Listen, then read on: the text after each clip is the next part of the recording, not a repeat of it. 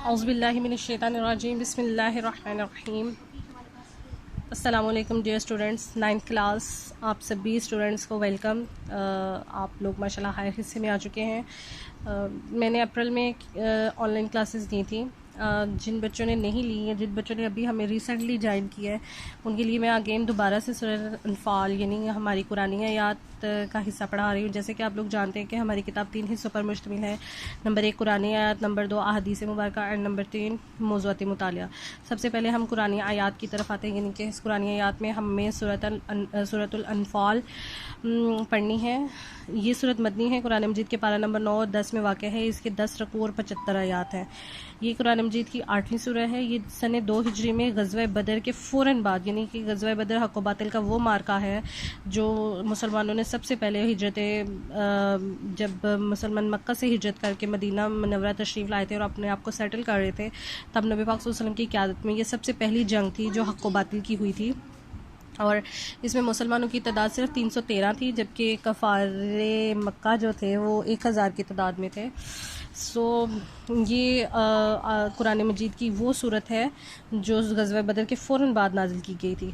और इस सूरत की पहली आयत है जो यसअलूनका अनिल अनफ़ाल, इसी में से लफ्ज़ अनफ़ाल लिया गया है। और अनफ़ाल नफ़ल की जमा है। नफ़ल के मायनी माल गनीमत के हैं।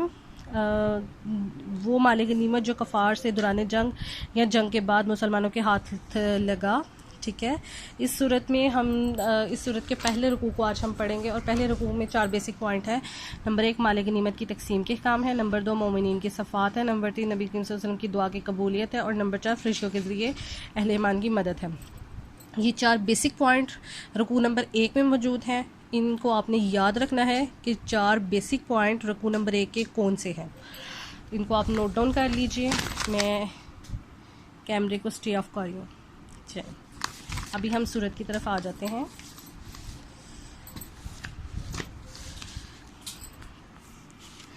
बिस्मिल्लाहिर्रहमानिर्रहीम। शुरू अल्लाह के नाम से जो बड़ा मेहरबान नहायत रहम वाला। यसअलूनका अनिल अनफ़ाल कुलिल अनफ़ालु लिल्लाहि व रसूल फत्तकुल्लाह व अस्लिहु ज़ाता बैनिकुम व अतिउल्लाह व रसूलहु इन कुंतुम मुमिनीन। ए मोहम्मद सल्लल्लाहु अलैहि वसल्लम, मुजाहिद लोग तुमसे माल गनीमत के बारे में दरियाफ़्त करते हैं कि क्या हुक्म है। कह दो कि माल गनीमत खुदा और इसके रसूल का माल है, तो खुदा से डरो और आपस में सुलह रखो। और अगर ईमान रखते हो तो खुदा और इसके रसूल सल्लल्लाहु अलैहि वसल्लम के हुक्म पर चलो। आयत नंबर 2, इन्नमल मुमिनूना अल्लज़ीना इज़ा ज़ुकिरुल्लाहु वजिलत कुलूबुहुम व इज़ा तुलियत अलैहिम आयातुहु ज़ादतहुम ईमाना व अला रब्बिहिम यतवक्कलून।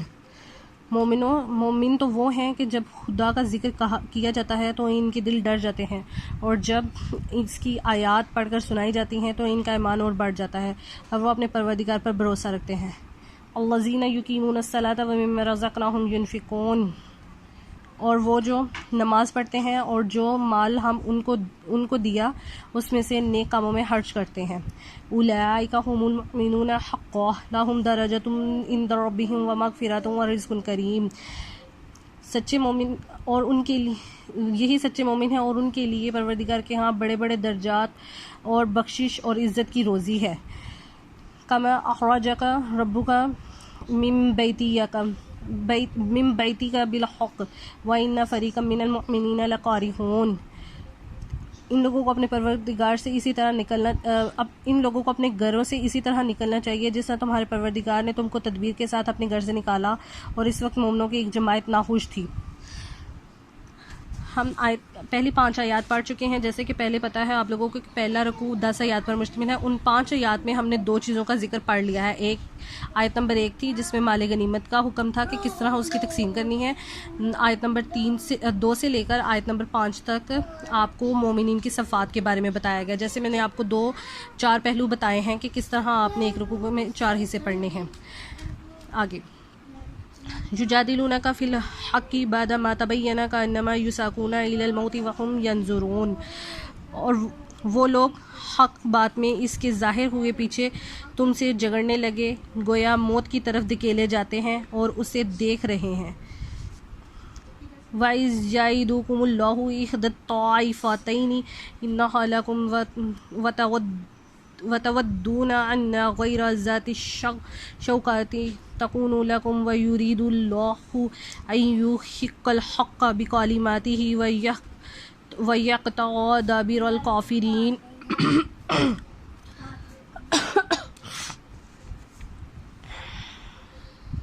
इस वक्त को याद करो जब खुदा तुमसे वादा करता था कि अबू सुफियान और अबू जहल के दो ग्रोहों में से एक ग्रोह तुम्हारा मस्खर हो जाएगा और तुम चाहते थे कि जो काफ़िला बेशान शौकत यानी बेहथियार है वो तुम्हारे हाथ आ जाए, और खुदा चाहता था कि अपने फरमान से हक़ को कायम रखे और काफिरों की जड़ काट कर फेंक दे। अब इसमें अल्लाह ताला ने अपनी जो मदद फरिश्तों के ज़रिए फरमाई थी उसके बारे में अल्लाह ताला ने कुछ वाज़ह किया है। लियुहिक्कल हक़्क़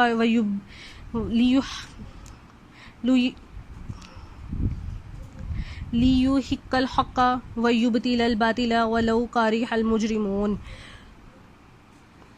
सच को सच और झूठ को झूठ कर दे, गो मुशरिक नाखुशी हो। इस तस्तगीसून रब्बुकुम फस्तजब लकुम अन्नी मुमिद्दुकुम बिअल्फिन मिनल मलाइकाति मुर्दिफीन।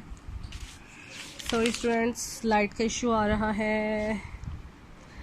जब तुम अपने परवरदिगार से फरियाद करते थे तो उसने तुम्हारी दुआ कबूल कर ली और फरमाया कि तसल्ली रखो, हम 1000 फरिश्तों से जो कि एक दूसरे के पीछे आते जाएंगे तुम्हारी मदद करेंगे।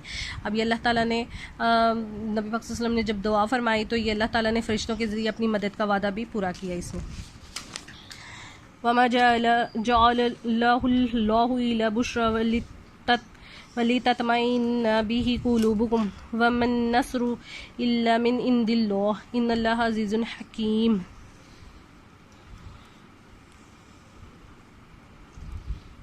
और इस मदद को खुदा ने महज बशारत बनाया था कि तुम्हारे दिल इससे इत्मीनान हासिल करें, और मदद तो अल्लाह ही की तरफ से है, बेशक खुदा गालिब हिकमत वाला है।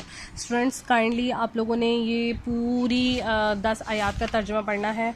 मुझे थोड़ा सा लाइट की प्रॉब्लम की वजह से आयात मुबारका में पढ़ने में थोड़ी सी दुश्वारी पेश आई है, तो आप लोग काइंडली इसको तवज्जो से पढ़िएगा, बुक से देखकर पढ़िएगा।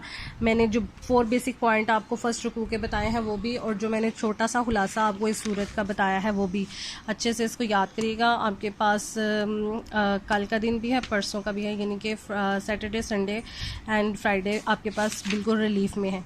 सो ये पूरी फर्स्ट रुकू हम मुकम्मल करेंगे। Good bye.